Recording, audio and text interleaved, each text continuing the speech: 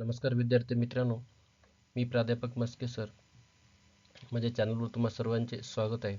तर विद्यार्थी मित्रांनो, आपण आपल्या आजच्या या व्हिडिओमध्ये इयत्ता 8वीची जी NMMS स्पर्धा परीक्षा असते, त्या परीक्षेसाठी इतिहास या विषयाचे काही अतिशय महत्त्वाचे प्रश्न मी या ठिकाणी तुम्हाला देणार आहे. कृपया NMMS परीक्षेसाठी हे प्रश्न तुम्हाला अतिशय महत्त्वाचे ठरणार आहेत. तर या प्रत्येक प्रश्नासाठी मी तुम्हाला 4 पर्याय उपलब्ध करून दिलेले आहेत, जेणेकरून तुम्ही यांचा चांगल्या प्रकारे अभ्यास करू शकता. चला तर मग आपल्या आजच्या व्हिडिओला सुरुवात करूया.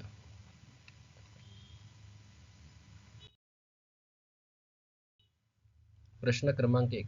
महाराष्ट्रात मराठी भाषिक राज्याची मागणी करणारी संयुक्त महाराष्ट्र चळवळ डॅश डॅश पासून सुरू झाली. या प्रश्नासाठी तुम्हाला पर्याय आहेत. नंबर 1 इसवी सन 1946, नंबर 2 इसवी सन 1956, नंबर 3 इसवी सन 1846 आणि नंबर 4 इसवी सन 1936. तर या प्रश्नाचं अचूक उत्तर आहे इसवी सन 1946 पासून महाराष्ट्रात मराठी भाषिक राज्याची मागणी करणारी संयुक्त महाराष्ट्र चळवळ सुरू झाली. चला तर मग वळूया प्रश्न क्रमांक 2 कडे. मराठी भाषिक लोकांच्या एकीकरणाचा विचार डॅश शतकाच्या सुरुवातीपासून अनेक जाणकारांनी व्यक्त करण्यास सुरुवात केला. पर्याय क्रमांक 1 17व्या, नंबर 2 18व्या, नंबर 3 21व्या आणि नंबर 4 20व्या. तर याचं अचूक उत्तर आहे 20व्या. तर विद्यार्थी मित्रांनो, तुम्हाला या प्रश्नाचा वारंवार सराव करावा लागणार आहे. पुढच्या प्रश्नाकडे.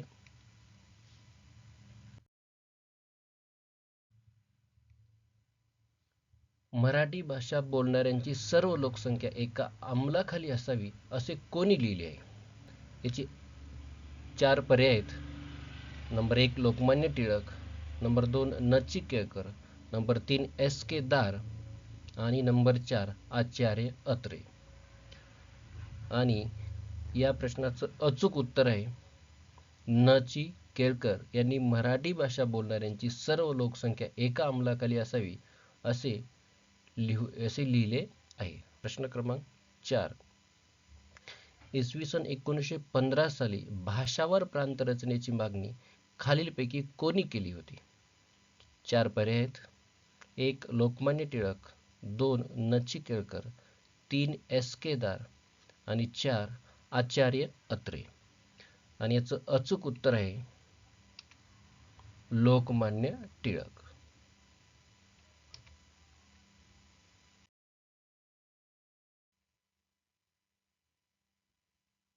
प्रश्न क्रमांक 5. भारताला स्वातंत्र्य प्राप्त झाल्यानंतर कोणती मागणी मोठ्या प्रमाणात केली जात होती? पर्याय नंबर 1 महाराष्ट्राच्या स्वातंत्र्याची, नंबर 2 भाषावर प्रांत रचनेची, नंबर 3 मराठी भाषेची आणि नंबर 4 स्वतंत्र मुंबईची. आणि या प्रश्नाचं अचूक उत्तर आहे भाषावर प्रांत रचनेची मागणी भारताला स्वातंत्र्य प्राप्त झाल्यानंतर मोठ्या प्रमाणात केली जात होती. प्रश्न क्रमांक 6. 12 मे 1946 मध्ये आयोजित केलेल्या साहित्य संमेलनात कोणता महत्त्वपूर्ण ठराव मंजूर करण्यात आला? पर्याय क्रमांक 1 भारताच्या स्वातंत्र्यासंदर्भात, नंबर 2 महाराष्ट्रासंदर्भात, नंबर 3 संयुक्त महाराष्ट्रासंदर्भात आणि क्रमांक 4 भाषावर प्रांत रचनेच्या संदर्भात. तर विद्यार्थी मित्रांनो, अशा प्रकारचे जे आतील प्रश्न आहेत ते अतिशय महत्त्वाचे आहेत. त्यामुळं याचा सराव आपल्याला वारंवार करणे आवश्यक आहे. जर आपल्याला NMMS परीक्षेमध्ये चांगल्या प्रकारचे घवघवीत यश मिळायचं असेल तर आपल्याला इतिहास विषयाचा अतिशय बारीकीने अभ्यास करणे गरजेचे आहे. तर या प्रश्नाचा अचूक उत्तर आहे संयुक्त महाराष्ट्रासंदर्भात. चला तर पुढच्या प्रश्नाकडे वळूया. प्रश्न क्रमांक 7. 28 जुलै रोजी मुंबई येथे डॅश यांच्या अध्यक्षतेखाली महाराष्ट्र एकीकरण परिषद भरली. पर्याय क्रमांक 1 लोकमान्य टिळक, पर्याय क्रमांक 2 आचार्य अत्रे, पर्याय क्रमांक 3 नचिकेळकर आणि पर्याय क्रमांक 4 शंकरराव देव. तर याचं अचूक उत्तर आहे शंकरराव देव. प्रश्न क्रमांक 8. 28 जुलै रोजी मुंबई येथे भरलेल्या महाराष्ट्र एकीकरण परिषदेने कोणता ठराव मांडला? अतिशय महत्त्वाचा असा प्रश्न. संयुक्त महाराष्ट्रासंदर्भात, मराठी भाषिक प्रदेशांचा एक प्रांत करावा, भारताच्या स्वातंत्र्यासंदर्भात आणि पर्याय क्रमांक 4 संयुक्त महाराष्ट्राच्या संदर्भात. आणि याचं अचूक उत्तर आहे मराठी भाषिक प्रदेशांचा एक प्रांत करावा असा ठराव महाराष्ट्र एकीकरण परिषदेने 28 जुलै रोजी मुंबई येथे भरलेल्या परिषदेत मांडला.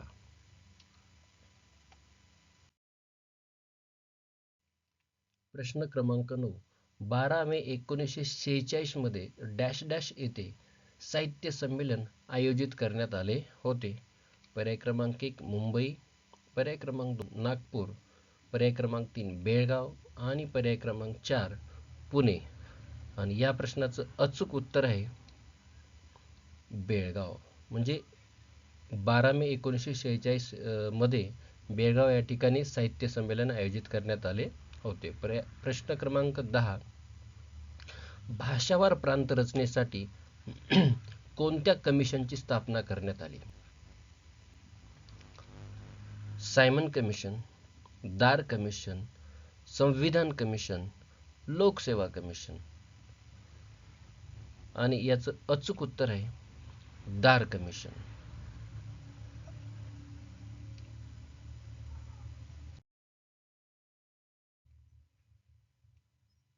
प्रश्न क्रमांक 11. संविधान सभेचे अध्यक्ष डॉक्टर राजेंद्र प्रसाद यांनी न्यायाधीश एस के दार यांच्या अध्यक्षतेखाली भाषावार प्रांत रचनेसाठी दार कमिशनची स्थापना कधी केली? तर या ठिकाणी तुम्हाला दार कमिशनच्या स्थापनेचा म्हणजे वर्ष सांगायचे आहे. यासाठी पर्याय क्रमांक 17 जून 1947, 17 जून 1848, 17 जून 1948 आणि 17 जुलै 1948. तर याचं अचूक उत्तर आहे 17 जून 1948 रोजी एस के दार यांच्या अध्यक्षतेखाली संविधान सभेचे अध्यक्ष डॉक्टर राजेंद्र प्रसाद यांनी दार कमिशनची स्थापना केली. प्रश्न क्रमांक 12. 10 डिसेंबर 1948 रोजी दार कमिशनचा भाषावार प्रांत रचनेसाठीचा अहवाल प्रसिद्ध झाला. त्या अहवालाचा काय परिणाम झाला? हा सुद्धा एक अतिशय महत्त्वाचा प्रश्न आहे. यासाठी तुम्हाला 4 पर्याय आहेत. भाषावार प्रांत रचनेचा प्रश्न सुटला, भाषावार प्रांत रचनेचा प्रश्न सुटला नाही, भाषावार प्रांत रचना करण्यात आली आणि अहवाल रद्द करण्यात आला. आणि या प्रश्नाचं अचूक उत्तर आहे भाषावार प्रांत रचनेचा प्रश्न सुटला नाही. म्हणजे 10 डिसेंबर 1948 रोजी जो दार कमिशनने आपला अहवाल सादर केला त्या अहवालामुळे देखील भाषावार प्रांत रचनेचा प्रश्न सुटला नाही. वळूया पुढच्या प्रश्नाकडे.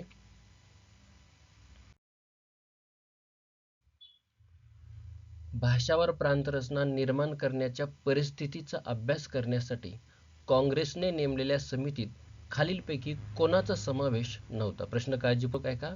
भाषावार प्रांत रचना निर्माण करण्याच्या परिस्थितीचा अभ्यास करण्यासाठी काँग्रेसने नेमलेल्या समितीत खालीलपैकी कोणाचा समावेश नव्हता? यासाठी 4 पर्याय आहेत.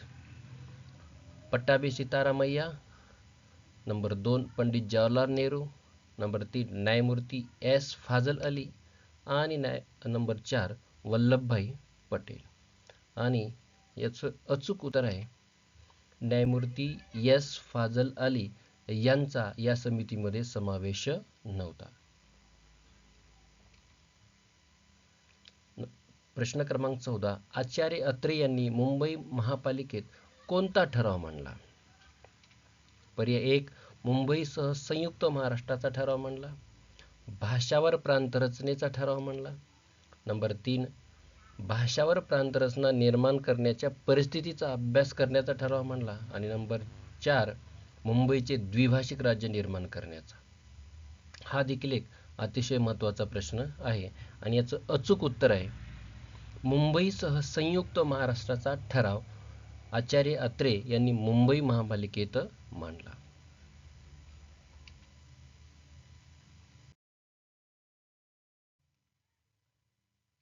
प्रश्न क्रमांक 15.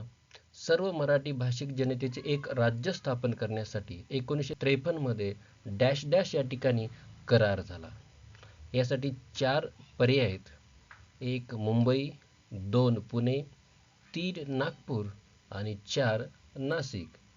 आणि या प्रश्नाचं अचूक उत्तर आहे नागपूर. एक म्हणजे सर्व मराठी भाषिक जनतेचे एक राज्य स्थापन करण्यासाठी 1953 मध्ये नागपूर या ठिकाणी करार करण्यात आला. वळूया पुढच्या प्रश्नाकडे. 7 नोव्हेंबर 1955 रोजी झालेल्या कामगारांच्या सभेत एस.एम. जोशी यांनी कोणता ठराव मांडला? यासाठी 4 पर्याय आहेत. क्रमांक 1 मुंबई विदर्भासह संयुक्त महाराष्ट्र व्हावा. नंबर 2 मराठी भाषिक जनतेच्या संयुक्त महाराष्ट्र मागणीचा. नंबर 3 जनजागृतीसाठीचा आणि नंबर 4 महाराष्ट्रासाठीचा. तर याचं अचूक उत्तर आहे मुंबई विदर्भासह संयुक्त महाराष्ट्र व्हावा असा ठराव 7 नोव्हेंबर 1955 रोजी झालेल्या कामगारांच्या सभेत एस.एम. जोशी यांनी मांडला.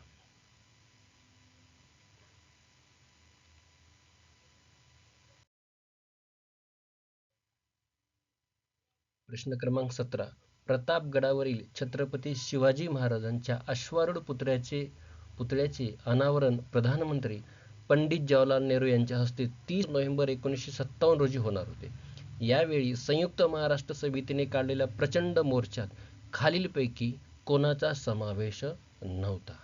प्रश्न काळजीपूर्वक समजून घ्यावा लागणार आहे की जो मोर्चा काढलेला होता महाराष्ट्र समितीने, त्या संयुक्त महाराष्ट्र समितीने, की त्या मोर्चामध्ये या 4 पर्यायापैकी कोणाचा समावेश नव्हता ह्याचं तुम्हाला अचूक उत्तर द्यायचं आहे. आणि यासाठी जे 4 पर्याय आहेत एस.एम. जोशी, ना. ग. गोरे, जयंतराव टिळक, द. ना.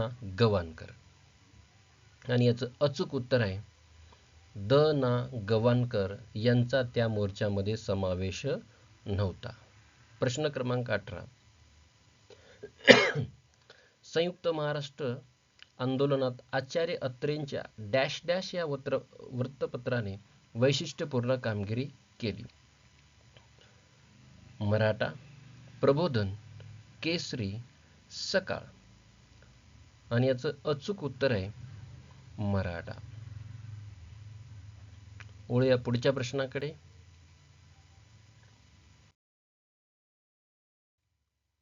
JVP ही समिती 3 सदस्यांच्या अध्यक्षांनी ओळखली जाते. त्यात खालीलपैकी कुणाचा समावेश नाही? ही जी त्रिसदस्यीय समिती आहे ती या 3 सदस्यांच्या अध्यक्षावरून ओळखली जाते.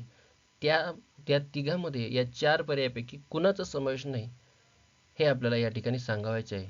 यासाठी जे 4 पर्याय आहेत कॉम्रेड श्रीपाद अमृत डांगे, पट्टाभी सीतारामय्या, पंडित जवाहरलाल नेहरू आणि वल्लभभाई पटेल.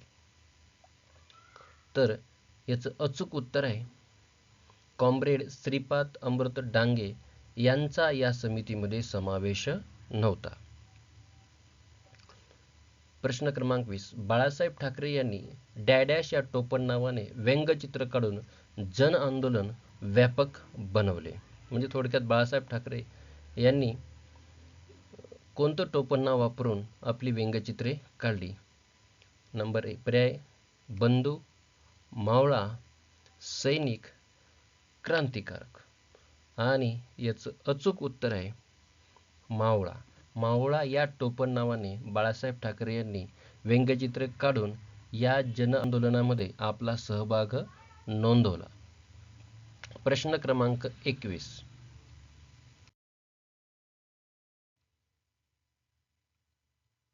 एप्रिल 1960 मध्ये संसदेने कोणता कायदा मंजूर केला?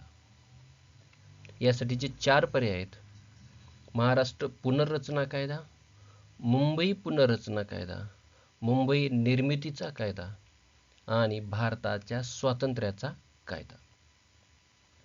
आणि याचं अचूक उत्तर आहे मुंबई पुनर्रचना कायदा एप्रिल 1960 मध्ये संसदेने मंजूर केला. प्रश्न क्रमांक 22. महाराष्ट्रापासून मुंबई वेगळी करायला आपण प्राणपणाने विरोध करू हे विधान खालीलपैकी कोणाचे आहे? यासाठीचे पर्याय आहेत सुमतीबाई गोर, दुर्गा भागवत, तारा रेड्डी, शंकरराव देव. आणि हे विधान आहे शंकरराव देव यांचे.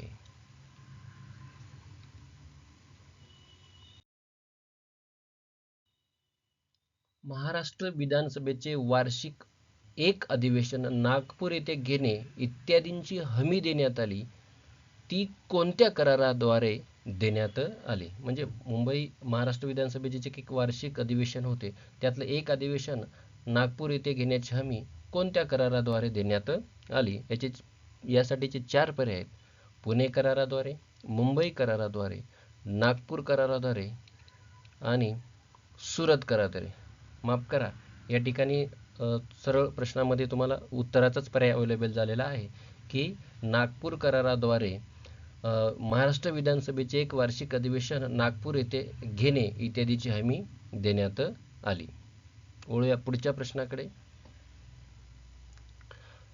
डॅश महायुद्धाच्या काळात भारतीय स्वातंत्र्य लढा व्यापक झाला होता. तिसऱ्या, दुसऱ्या, पहिल्या आणि अमेरिकन. म्हणजे कोणत्या महायुद्धाच्या काळात भारतीय स्वातंत्र्य लढा अधिक व्यापक झाला होता? आणि याचं अचूक उत्तर आहे दुसऱ्या महायुद्धाच्या काळात भारतीय स्वातंत्र्य लढा अधिक व्यापक झाला होता.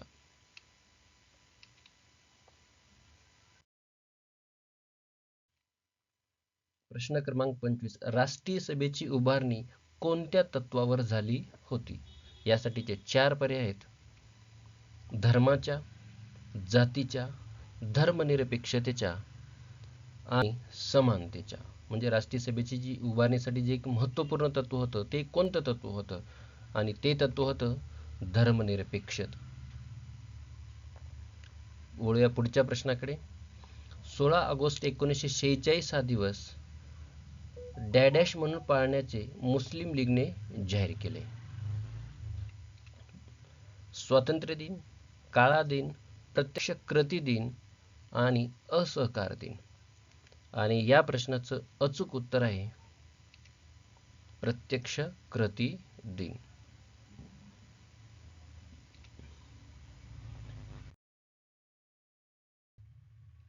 प्रश्न क्रमांक 27. डॅश महायुद्धाच्या समाप्तीनंतर भारताला स्वातंत्र्य देण्यास ब्रिटिश राज्यकर्ते अनुकूल बनले. यासाठीचे 4 पर्याय आहेत तिसऱ्या, दुसऱ्या, पहिल्या आणि अमेरिकन. आणि या प्रश्नाचं अचूक उत्तर आहे दुसऱ्या महायुद्धाच्या समाप्तीनंतर भारताला स्वातंत्र्य देण्यास ब्रिटिश राज्यकर्ते अनुकूल बनले. प्रश्न क्रमांक 28. हैदराबाद स्टेट काँग्रेस या संघटनेवर खालीलपैकी कोणी बंदी घातली? 4 पर्याय आहेत भारत सरकारने, ब्रिटिशांनी, निजामाने, सरदार वल्लभभाई पटेल यांनी. आणि याचा अचूक पर्याय आहे निजामाने हैदराबाद स्टेट काँग्रेस या संघटनेवर बंदी घातलेली होती. पुढच्या प्रश्नाकडे.